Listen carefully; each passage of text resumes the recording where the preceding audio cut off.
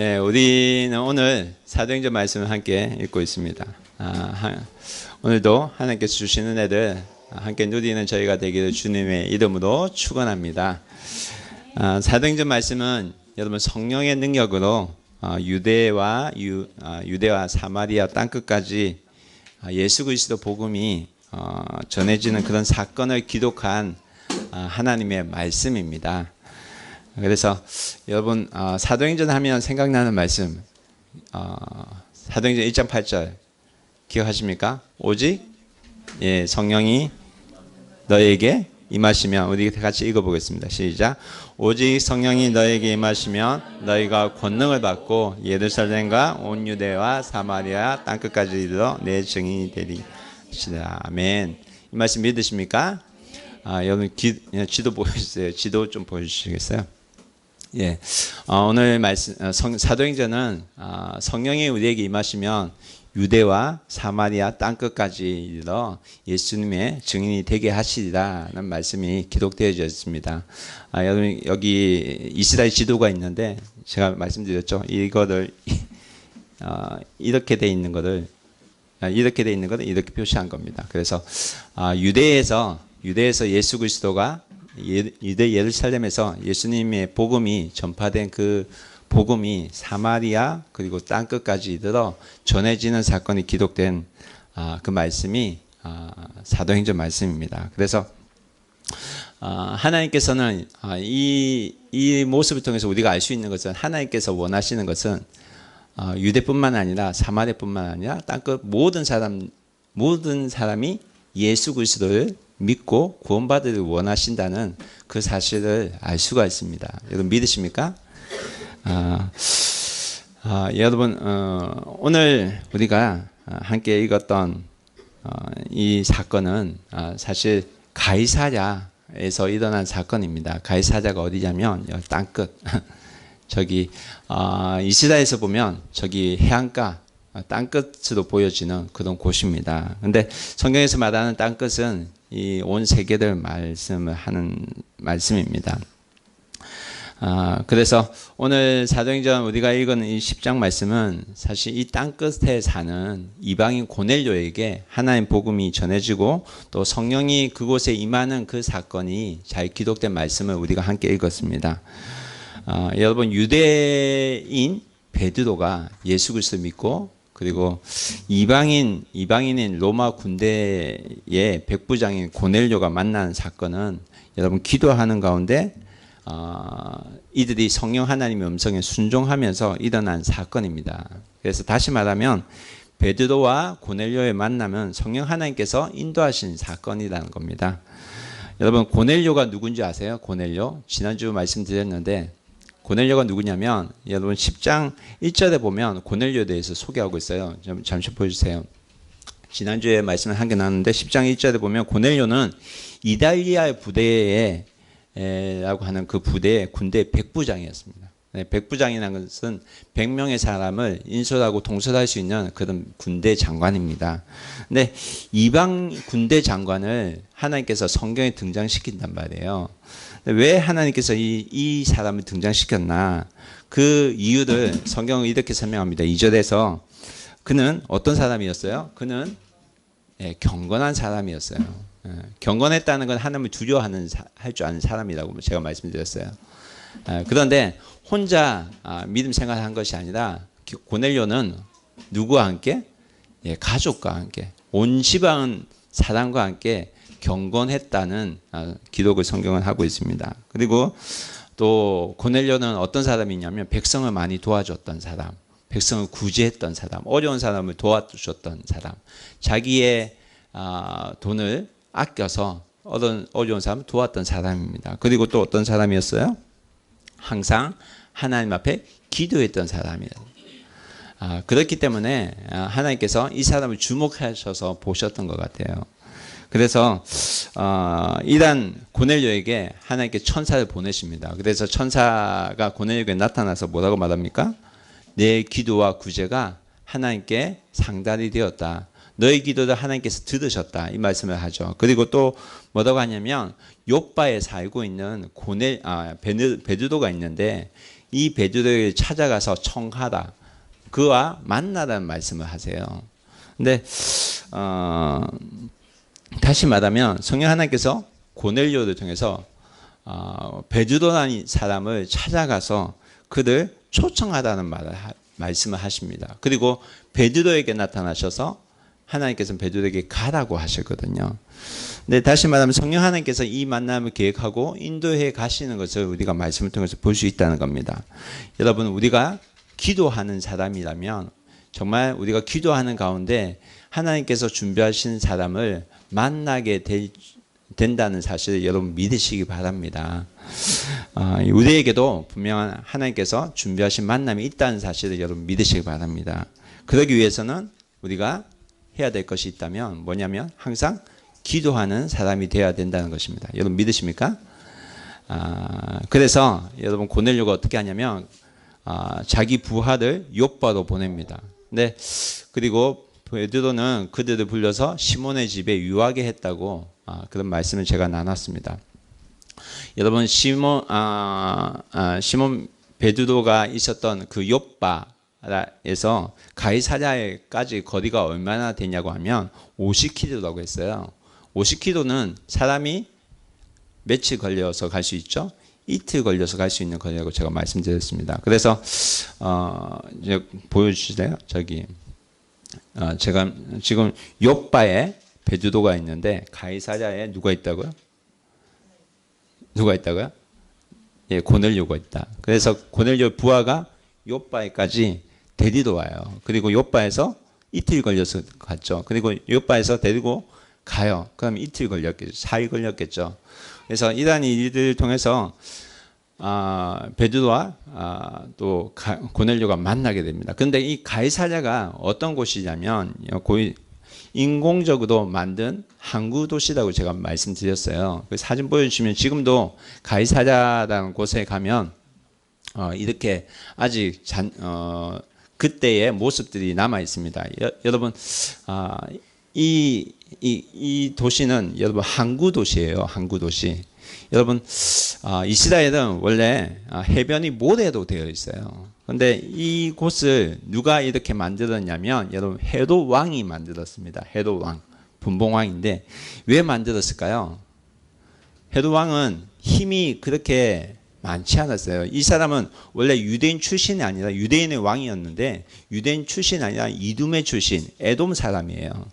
그래서 이 사람 항상 늘 불안했습니다.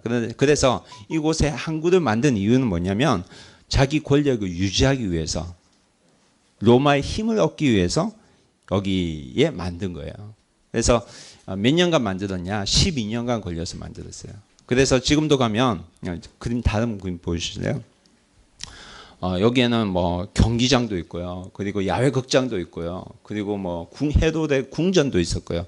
그런 흔적들이 지금도 가면 보일 수가 있습니다. 근데 이곳에 누가 있었겠어요? 헤롯이 이걸 만드는 이유는 로마 군대를 주둔시키기 위해서. 그러면 이곳에 누가 있었죠? 로마 군대가 있었겠죠. 그래서 여러분 고넬료가 여기에 있었던 겁니다. 이달리아 부대. 근데 그런데 하나님께서는 이 헤롯이 만든 항구 도시를 지금 어떻게 사용하고 계시냐면 이방인 선교를 위한 전초 기지로 사용하고 계신다는 거예요. 이 말은 뭐냐면 무슨 말이냐면 여러분 주님의 손에 우리가 붙들리게 되면 이방인이 만든 곳이라고 할지라도 그것도 선교를 위해서 사용될 수 있다는 사실을 여러분 말씀드리고 싶은 겁니다. 여러분 저희가 지금 예배드리는 이 장소 있잖아요. 이 장소 누가 만들었을까요? 집주인이 만들었겠죠. 누가 설계했을까요? 그 집주인이 원하는 대로 그 사람이 설계했겠죠. 우리가 모두는. 근데 지금 우리가 어떤 장소를 사용하고 있어요? 예배드리는 장소를 사용하고 있단 말이에요. 여러분 주님의 손에 붙들리기만 하면 변화가 될 수 있다는 사실을 여러분 믿으시기 바랍니다. 저도 여러분도 주님의 손에 붙들리게 되면 주님께 귀하게 사용될 줄 믿습니다. 여러분 이 후쿠오카 땅도 주님의 손에 붙들리면 하나님께서 또 귀하게 사용될 줄 저는 믿습니다. 믿으십니까? 여러분 이곳에 가이사랴에 누가 있었냐면 고넬료가 있었습니다. 근데 이 고넬료의 집에 이제 사흘 걸려서 베드로가 이제 들어가요.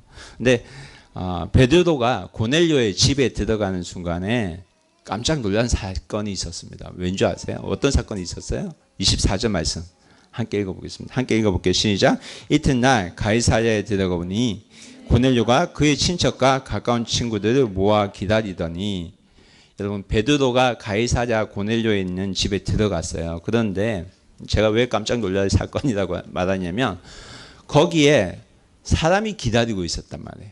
누가 기다리고 있었어요? 고넬료하고 그의 친척이 기다리고 있었어요. 잘 생각해 보세요. 옛날에는 여러분 전화가 있었어요? 없었어요? 없었죠. 없었어요. 아무런 핸드폰도 없었고 연락 수단이 없었어요. 그런데 베드로가 지금 부활을 시켜서 요빠에 사람을 보냈어요. 그렇죠? 요빠에 누가 있다고 해서? 베드로가 있다고 해서. 근데 그 소식을 누구를 통해서 들었어요?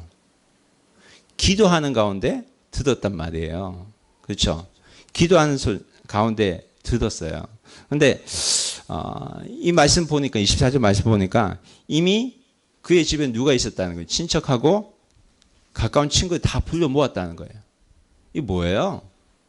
뭐를 말하는 거예요? 고넬료의 믿음에 대해서 말하고 있어요. 믿음. 이해가 되십니까? 여러분 생각해 보시죠. 믿음 없이 이게 가능했을까요? 믿음 없이. 그는 하나님을 전적으로 믿었기 때문에 사람들을 불러 모았어요. 그가 사실 베드로의 이야기는, 베드로 이름은 기도 가운데 환상 가운데 들었어요. 기도하는 가운데. 그러나 베드로 이름도 처음 들었단 말이에요. 그런데 이미 베드로가 이곳에 올 것이라는 믿음을 가지고 있었기 때문에 그가 누구를 불렸어요? 자기 친척하고 친구들을 다 불렸단 말입니다. 여러분 믿음이 뭐냐면 보이지 않는 것을 보는 것이 믿음이라고 합니다. 그래서 히브리서 11장이 뭐냐면 믿음에 대해서 뭐라고 말합니까? 믿음은 바라는 것들의 실상이요 보지 못하는 것들의 증거라고 말씀하거든요.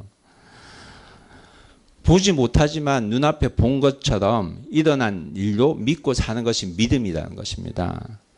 여러분 베드로가 실제로 살아있는지 실제로 있는 인물인지 알지도 못해요. 그러나 하나님께서 보여주신 그의 시를 믿고 행동에 옮겼다는 겁니다.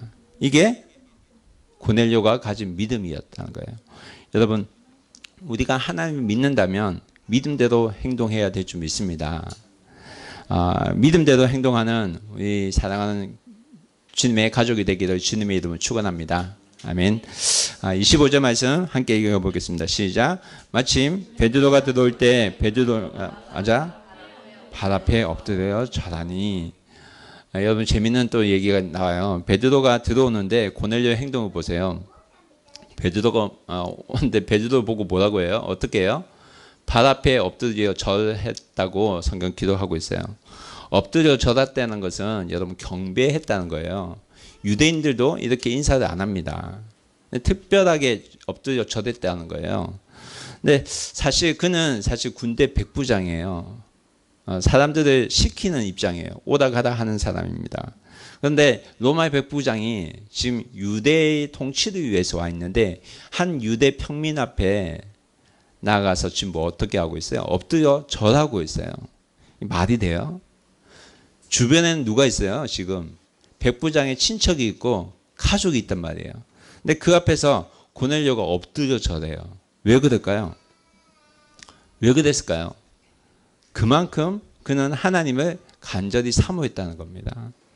그는 정말 하나님 보내주신 분이신지 여기서 진짜 알게 된 거예요. 믿음으로 기대하였더니 그분이 정말 왔어요. 그래서 하나님이 보낸 사람을 하나님 맞이하듯이 그가 맞이한 것입니다. 여러분 백부장의 하는 모습을 보고 옆에 있는 사람이 어떻게 생각했을까요? 굉장히 뻘쭘했을 거예요. 저 사람이 누군데? 갑자기 절을 하지? 그렇지만 여러분 그가 하는 행동을 보고 그의 가족과 그의 친구들은 아마 베드로가 하는 말을 신뢰할 수 있었던 것 같습니다. 저는 여러분 하나님을 경외하는 사람에게는 이러한 겸손이 있다고 저는 믿습니다. 정말 그는 하나님을 신뢰하고 믿었었기 때문에 하나님께서 보내주신 사람을 하나님 대하듯이 대했다는 겁니다. 여러분 하나님을 두려워하고 경외하는 사람은 행동이 다르다는 것을 여기서 우리가 볼 수 있습니다. 여러분 하나님을 경외하는 마음을 가지는 여러분 되기 원합니다. 그는 백부장임에도 불구하고 하나님을 사랑하기 때문에 사랑했던 사람이기 때문에 베드로 앞에 엎드립니다. 그때 베드로가 뭐라 합니까? 26절 말씀 함께 보겠습니다. 시작. 베드로가 일으켜 이르되 일어나라 나도 사람이다 하고 베드로가 지금 뭐 어떻게 합니까? 베드로가 지금 이러는 거예요. 왜 이러세요? 일어나세요 하는 거예요. 이게 베드로의 행동이었다는 겁니다. 나도 사람입니다. 나도 사람입니다. 어떻게 보면 군대 백부장이 나와서 절하는 상태에서 베드로는 어떻게 보면 또 우쭐한 모습으로 서 있을 수도 있었을 것입니다. 그러나 베드로는 나도 사람이라고 말했다는 거예요. 나도 사람이다. 여러분 목사인 저도 사람이에요. 아니에요? 사람이에요. 저도 집에 가면 남편이고요. 아이들의 아버지가 됩니다.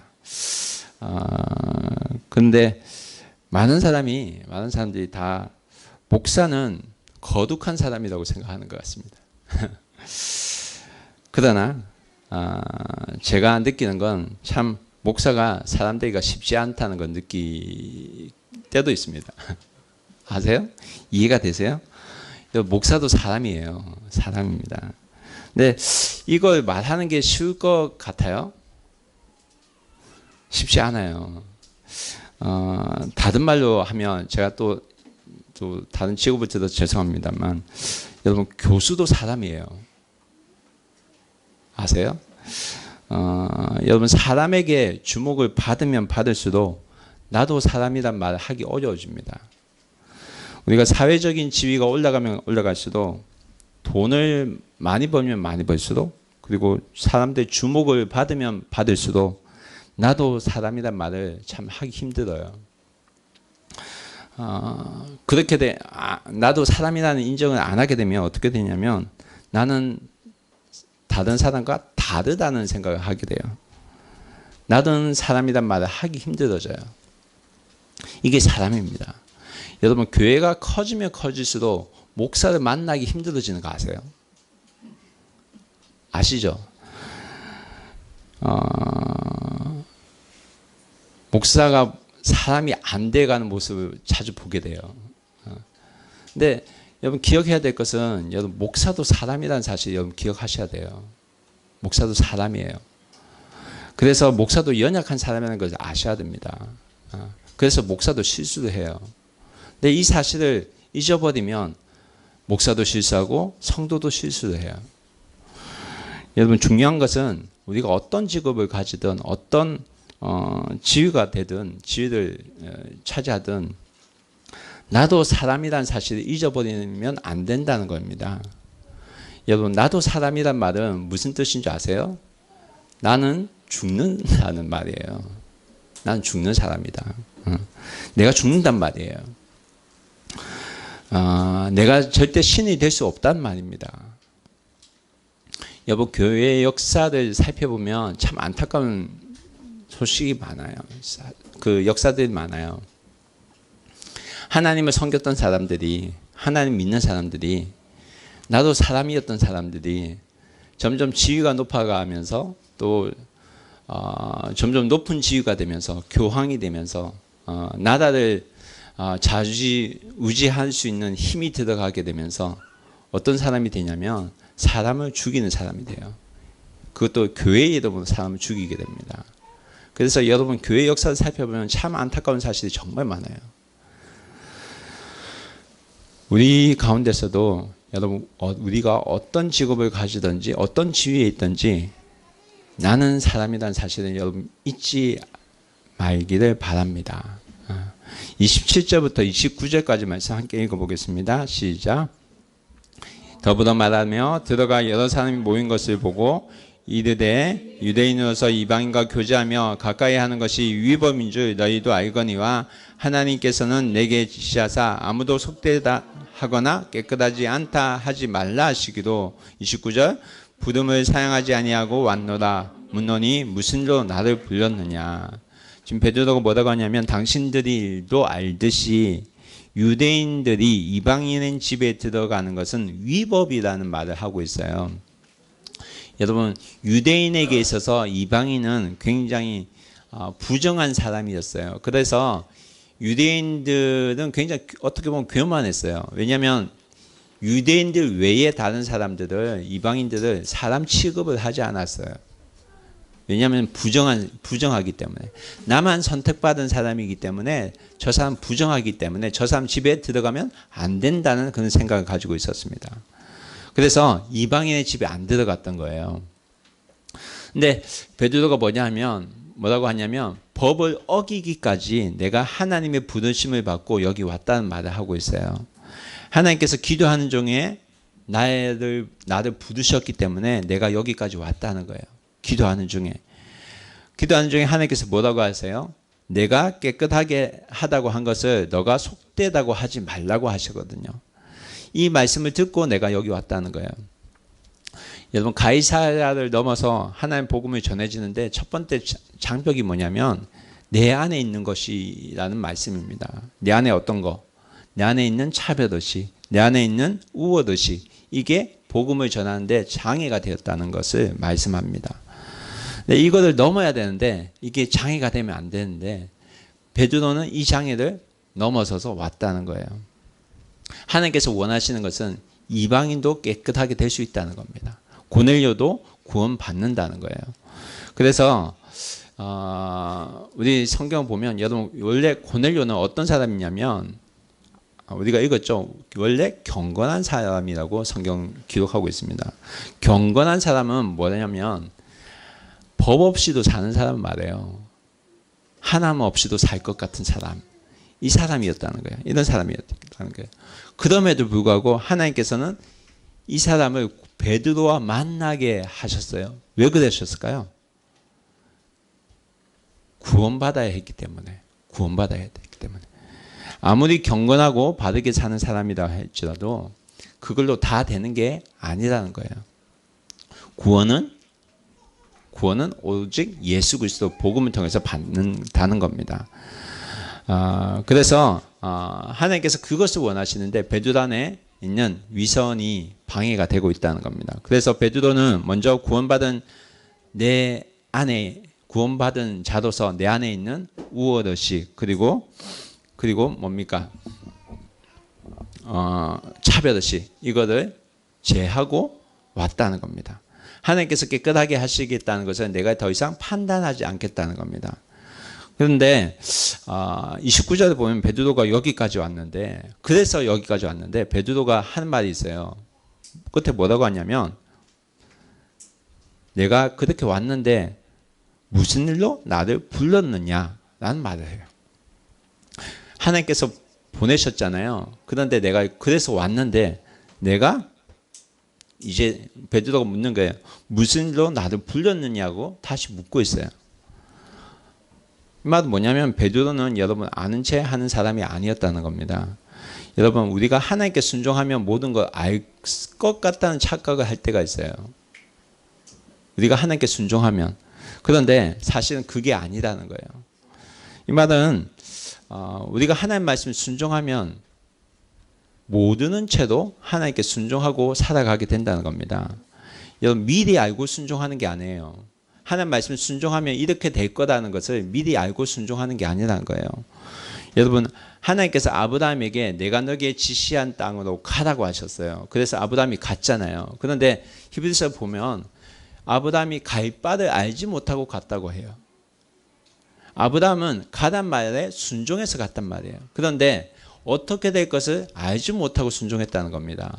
여러분 믿음은 그거예요. 알지 못하고 순종하는 게 이게 믿음입니다.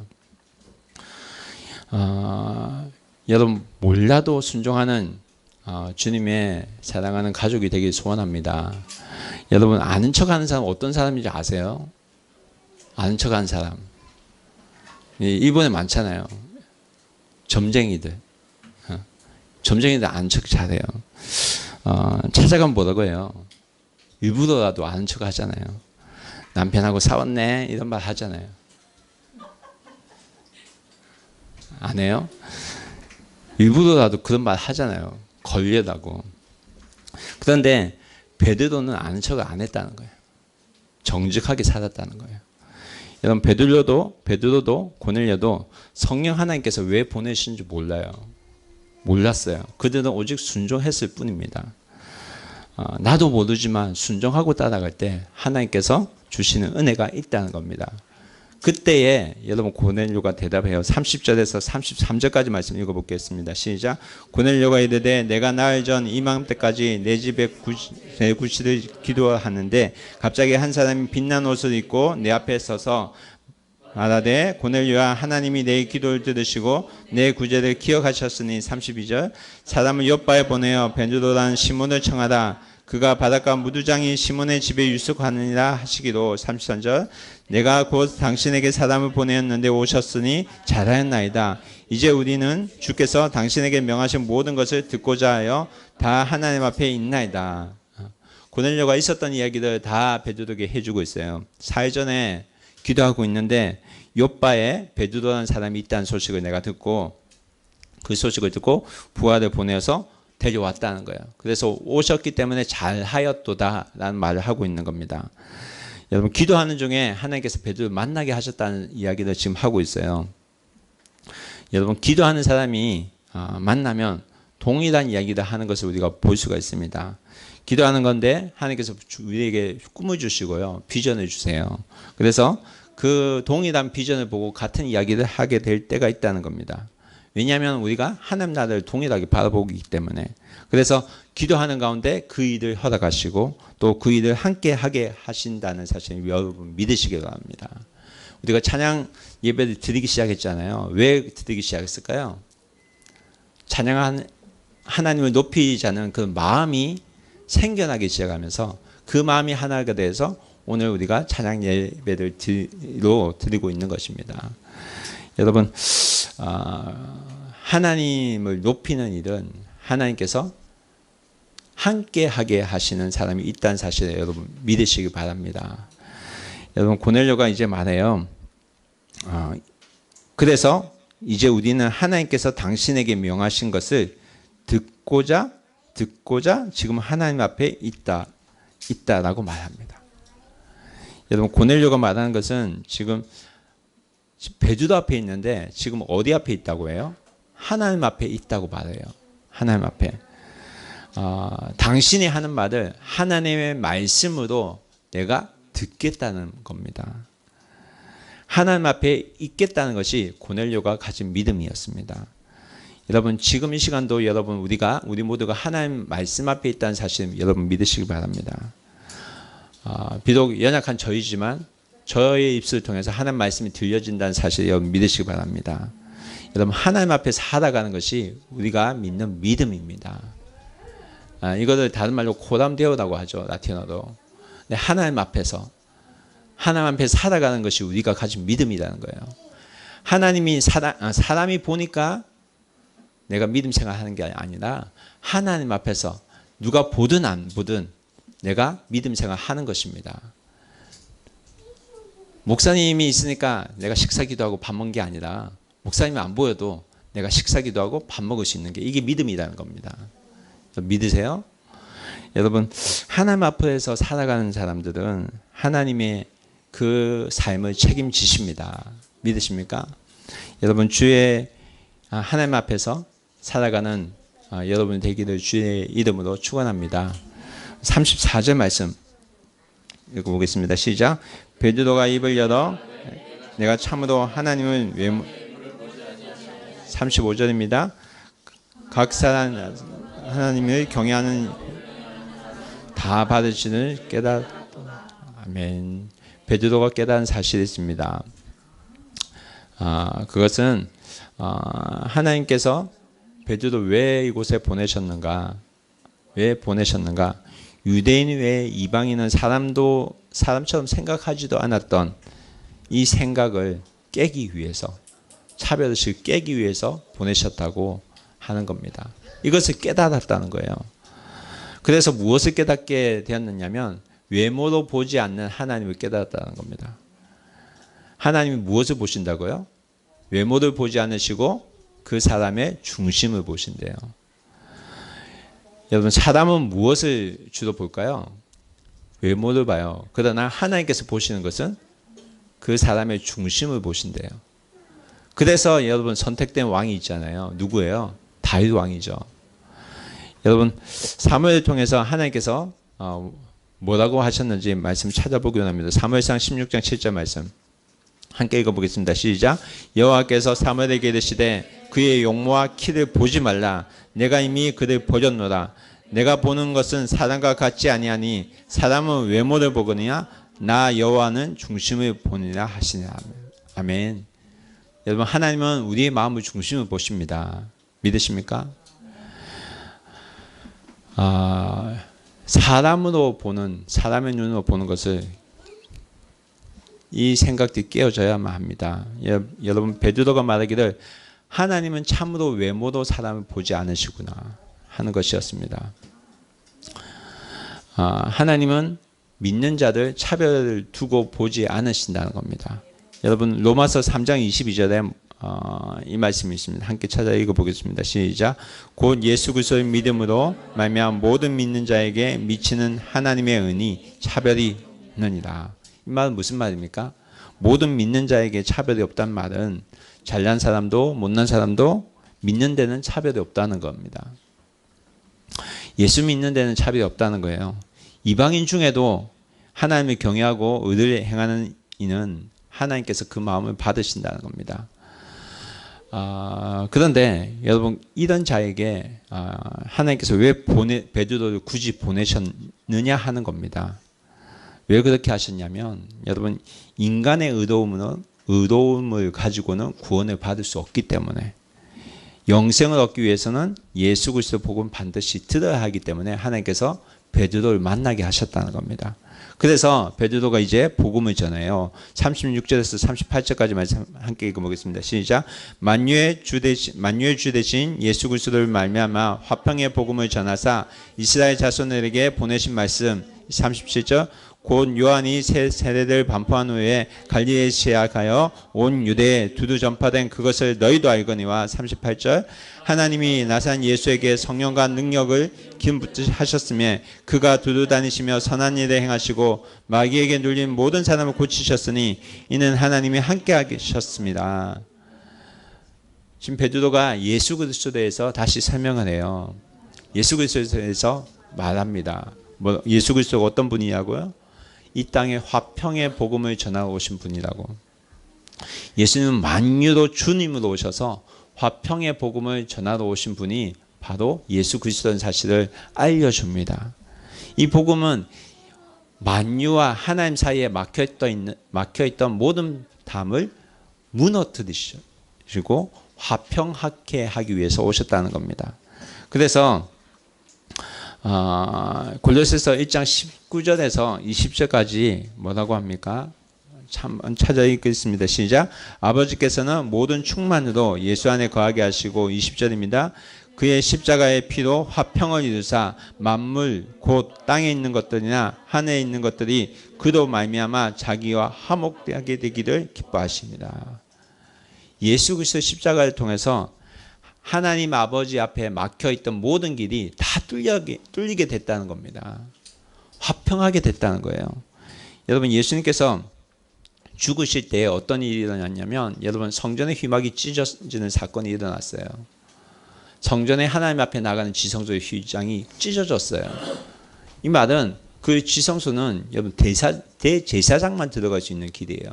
근데 예수님 죽으심으로 그것이 찢어졌다고 성경 기록하고 있어요. 이게 무슨 말이에요? 예수 그리스도 통해서 우리가 하나님께 직접 나아가는 길이 열렸다는 말입니다. 이 일을 예수님께서 행하셨다는 겁니다. 그래서 39절 말씀 함께 읽겠습니다. 시작. 우리는 유대인 땅에서 예루살렘에서 그가 행하신 모든 일의 증인이다. 그들이 나무에 달아 죽었으니. 그래서 여러분, 베드로가 베드로가 지금 복음에 대해서 설명하는데 복음이 곧 예수 그리스도라는 사실을 말씀해 줍니다. 예수 그리스도가 십자가에 죽으심으로 모든 죄와 허물을 다 무너뜨리셨다는 것입니다. 근데 여기에 보면 십자가라 하지 않고 여러분 나무라고 하고 있어요. 왜 그랬을까요? 여러분 갈라디아서 3장 13절에 이렇게 말씀합니다. 함께 읽겠습니다. 시작. 그리스도께서 우리를 위하여 저주받은 자 되사 율법의 저주에서 우리를 속량하셨으니 기록된 바 나무에 달린 바 저주 아래에 있는 자 하였습니다. 기록된 바, 어디에 기록된 바? 신명기에 기록된 바 나무에 달린 자마다 저주 아래에 있는 자라 하였습니다. 근데 그 저주들, 우리가 받을 저주들 누가 받았다는 거예요? 예수님이 받았다는 거예요. 율법의 저주에서 우리를 속량하셨다는 말은 그 값을 다 치렀단 말입니다. 그래서 여러분 나무에 달렸다는 의미는 예수님께서 우리 죄를 대신해서 저주를 받으시고 그 모든 값을 다 치르셨다는 말입니다. 그래서 그 이후에 우리에게 다시 나타나셨다는 겁니다. 40절 말씀 함께 읽겠습니다. 시작. 하나님이 사흘 만에 다시 살리사 나타나시되 부활하셔서 우리에게 나타나셨다는 거예요. 여러분 죄의 삭은 뭘까요? 죄의 삭은 사망입니다. 로마서 6장 23절 말씀 우리 한번 찾아서 읽겠습니다. 시작. 죄의 삭은 사망이요 하나님의 은사는 그리스도 예수 안에 주 안에 있는 영생이다. 여러분 죄가 있으면 반드시 어떻게 된다는 거예요? 죽는다는 거예요. 그래서 사람은 죽어요. 왜 죽어요? 죄가 있기 때문에. 죄의 문제가 여러분 해결되지 않으면 우리 모두는 죽는다는 거예요. 그래서 사람이 죽는 거예요. 근데 이 문제를 해결하기 위해서 누가 오셨냐면 예수님 오셨다는 거예요. 근데 예수님 오셔서 이 문제를 해결했다는 겁니다. 이 사실을 어떻게 알 수 있냐? 로마서 4장 25절 함께 읽겠습니다. 시작. 예수는 우리가 범죄한 것 때문에 내줌이 되고 또한 우리를 의롭다 하시기 위해서 살아나셨느니라. 예수님께서 범죄한 것 때문에 우리가 죄 지은 것 때문에 내줌이 되었지만 죽게 되었지만 죄의 문제를 해결했기 때문에 다시 그 증거로 다시 살아나셨다는 말씀을 성경 우리에게 말씀하고 있습니다. 그래서 여러분 예수 믿게 되면 우리의 죄의 문제가 해결된다는 말씀입니다. 우리가 예수 그리스도를 믿을 때 하나님은 우리도 하여금 모든 죄의 문제에서 자유롭게 하신다는 말씀입니다. 그래서 41절 말씀 함께 읽겠습니다. 시작. 모든 백성에게 하신 것이 아니요 오직 미리 택하신 증인 곧 죽은 자 가운데서 부활하신 후 그를 모시고 음식을 먹은 우리에게 하신 것이다. 그래서 예수님께서 부활하신 후에 부활의 증인이 될 사람 앞에 나타나셨다는 겁니다. 그래서 베드로가 말하는 부활을 본 사람, 부활을 믿은 사람의 소명은 이렇다고 설명합니다. 42절에서 43절까지 말씀 함께 읽겠습니다. 우리에게 명하사 백성에게 전도하되 하나님이 살아있는 자와 죽은 자의 재판장으로 정하신 자가 곧 이 사람인 것을 증언하게 하셨고 그에 대하여 모든 선지자도 증언하되 그를 믿는 사람이 다 그의 이름을 힘입어 제사함을 받는다 하였느니라. 모든 사람이 죄인이지만 살아있는 자와 죽은 자의 재판장으로 오신 분이 바로 예수님이기 때문에 예수님을 믿는 사람은 다 죄사함을 받게 된다는 겁니다. 그래서 우리가 구원을 선물로 얻게 된다는 겁니다. 이 말씀을 그림으로 설명하면 이거예요. 하나님 앞에 불려갔을 때 우리는 죄가 있어요. 근데 죄가 있어서 죽을 수밖에 없어요. 근데 예수님께서 뭐라고 하신 거예요? 지금 재판장이 되셔서 우리의 죄를 용서해 주신다는 거예요. 마귀가 이 친구 이 죄를 지었어요. 죽을 수밖에 없어요. 하는데 뭐래요? 그 친구의 죄 내가 대신 갚았다는 거예요. 내가 대신 죽었다는 거예요. 이게 구원이라는 거예요. 이게 예수 그리스도의 복음이라는 겁니다. 이 복음이 누구에게 있다고요? 예수 그리스도 믿는 자에게. 여러분 44절에서 46절까지 말씀 함께 보겠습니다. 베드로가 이 말을 할 때 성령이 말씀 듣는 모든 사람에게 내려오시니 베드로와 함께 온 할례 받은 신자들이 이방인에게도 성령 부어주심으로 말미암아 놀라니 이는 방언을 말하며 하나님의 높임을 들음이라. 여러분 베드로가 지금 뭘 하고 있냐면 설교를 하고 있는데 베드로가 설교가 끝난 게 아니에요. 베드로가 예수는 그리스도라는 말씀을 증거하고 도중에 어떤 일이 일어나냐면 성령이 내려요. 성령의 불이 임한 것입니다. 여러분 마가의 다락방에 임했던 그 성령의 불이 지금 고넬료의 집에서도 동일하게 일어나고 있는 것을 우리가 볼 수 있어요. 고넬료의 집에서 지금 마가의 다락방 사도행전 2장에 나타났던 그 성령 세례 사건이 지금 일어나고 있다는 거예요. 그때처럼 방언, 그때 어떤 일이 일어났죠?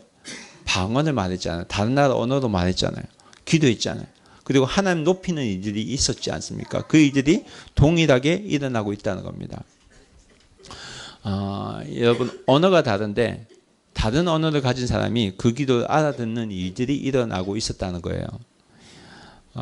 여러분 이들이 함께 기도했어요. 로마인이었기 때문에 그리스어로 기도했을 겁니다. 근데 베드로는 유대인이거든요. 히브리어로 기도했단 말이에요.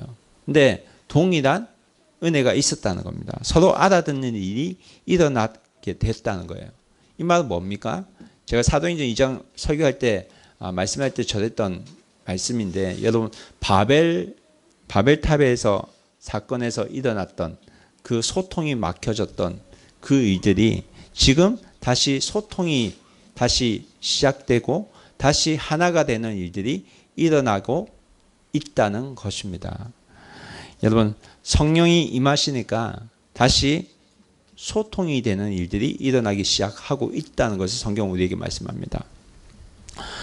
전혀 다른 사람을 모아서 지금 하나님께서 하나가 되어가는 그러한 일들을 하고 있다는 말씀입니다. 하나가 되어서 저 어떤 일을 해요? 하나님을 높이고 하나님을 찬양하는 일들이 일어나고 있었다는 겁니다. 여러분 교회가 생기는 것보다 성령이 임하니까 성령의 불이 임하는 사건이 일어나고 있었다는 겁니다. 여러분 사도행전 말씀을 우리 처음부터 다 잘 보시면 여러분 예수님께서 부활하셔서 사도들에게 나타나세요. 그리고 제자들에게 부탁하신 말씀이 있습니다. 뭐라고 합니까? 1장 4절에 사도들과 함께 모이사 그들에게 분부하여 이르시되 예루살렘을 떠나지 말고 뭐라 했어요? 내게 들은 바 아버지께서 약속하신 것을 기다리라고 하셨어요. 그 약속하신 것이 뭡니까? 성령이에요. 근데 이 약속하신 것을 이들이 기다려요. 1장 5절 요한은 물로 세례를 부풀었으나 너희는 몇 날 못되어 성령으로 세례를 받으리라. 예수님께서 뭐라고 하셨냐면 너희가 몇 날이 못되도 성령으로 세례를 받는다는 말씀을 이 약속을 하셨거든요.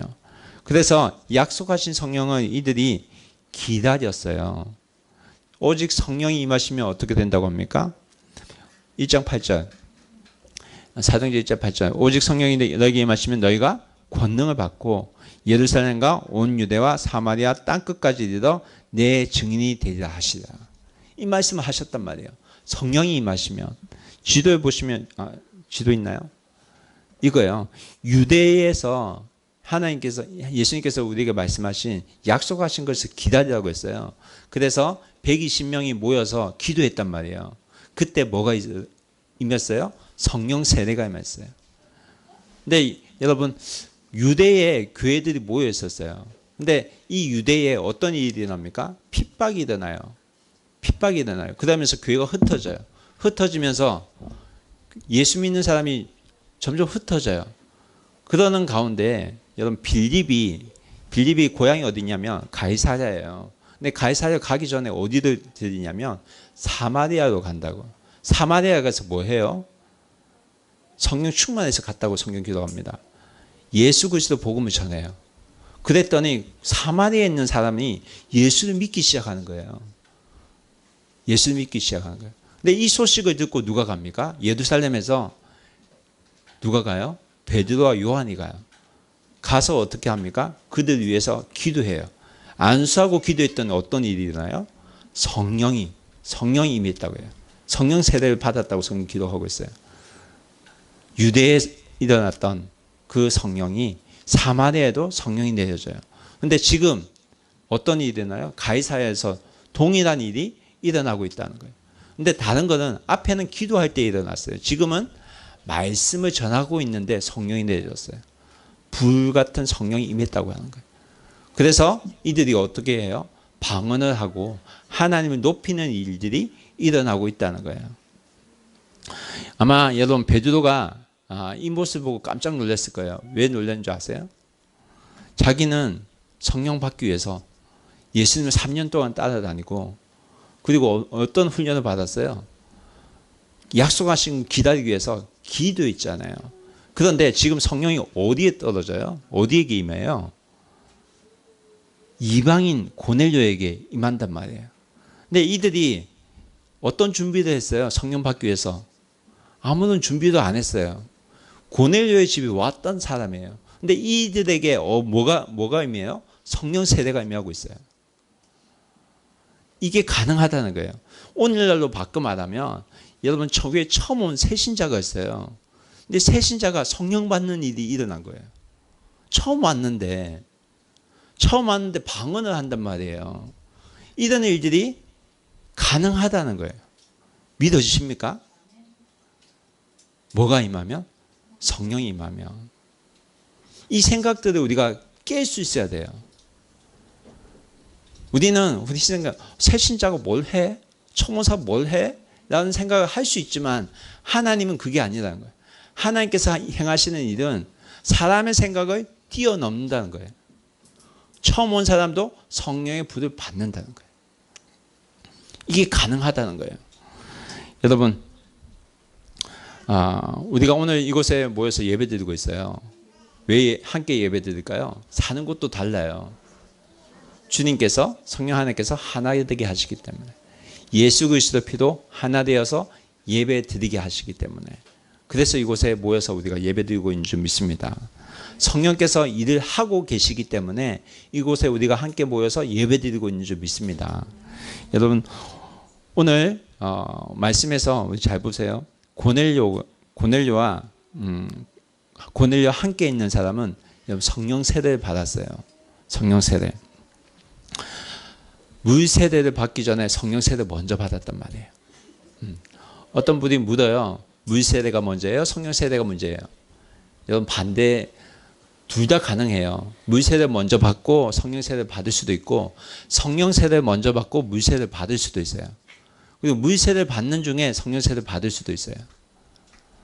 여러분 성령 세례에 대해서 잘 모르는 분이 있을 것 같은데 여러분 성령 세례는 뭐냐면 예수 그리스도를 주로 고백하는 고백은 성령이 임해야지 우리 고백할 수 있어요.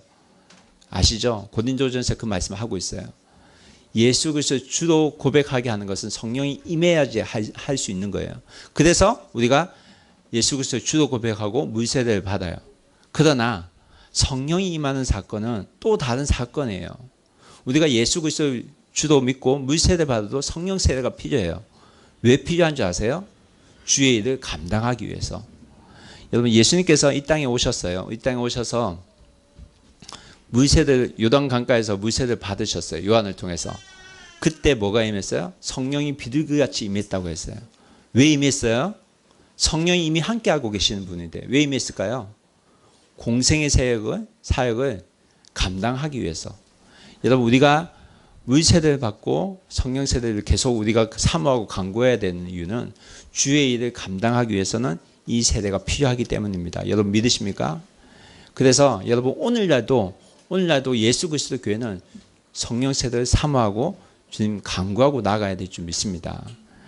여러분 우리가 성령을 이미 받았지만 성령을 받는 것은 주님께서 주신 사명을 감당하기 위해서 받아야 될 줄 믿습니다. 그래서 이 말을 여러분 성령 세례를 받았는데 또 받았나 이렇게 질문하는 분이 있는데 굳이 구분하자면 이 다시 받는 세례는 성령 세례라고 하기보다 능력 세례라고 말씀할 수가 있습니다. 이 능력 세례는 뭡니까? 예언의 은사, 방언의 은사, 그리고 신유의 은사 이게 다 능력 세례예요. 이 일은 무엇을 위해서 주시는 거예요? 하나님께서 주의 일을 감당하라고 우리에게 주시는 겁니다. 근데 하나님께서 이 주시는 이 은사를 너무 가볍게 생각하시면 하나님께서 걷어가세요. 하나님께서 주시는 자는 주님의 일을 감당하도록 우리에게 주시는 줄 믿습니다. 여러분, 사도행전 10장은 말씀 정리하겠습니다. 성령의 능력으로 하나님께서 유대 사마리아 땅끝까지 주의 성령의 불이 임하고 하나님의 사역을 감당하는 자들이 성령의 능력으로 사역하는 것을 우리에게 보여주신 사건입니다. 우리가 이 땅에서 주의 일을 감당하기 위해서 우리가 필요한 것이 뭐냐면 성령의 능력인 줄 믿습니다. 이 능력은 이미 예수 그리스도를 믿는 자에게만 필요한 것이 아니라 예수 그리스도를 처음 믿는 자에게도 필요하고 예수 그리스도를 알아가는 자에게 모든 사람에게 필요한 능력인 줄 믿습니다. 여러분, 이 시간 우리가 함께 기도할 때 하나님 이 능력으로 이 예수 그리스도 복음을 전하는 교회가 되게 해달라고 함께 기도하는 저희가 되길 소원합니다. 하나님, 이 일들이 우리가 기도하는 가운데 우리에게 임하고 하나님 말씀이 듣는 가운데 우리에게 임하고 하나님의 말씀을 순종하는 가운데 하나님의 능력이 임해서 하나님의 일을 감당하는 주의 교회 가족이 될 수 있도록 하나님 함께 해달라고 이 시간 함께 기도하기 원합니다. 함께 기도하겠습니다.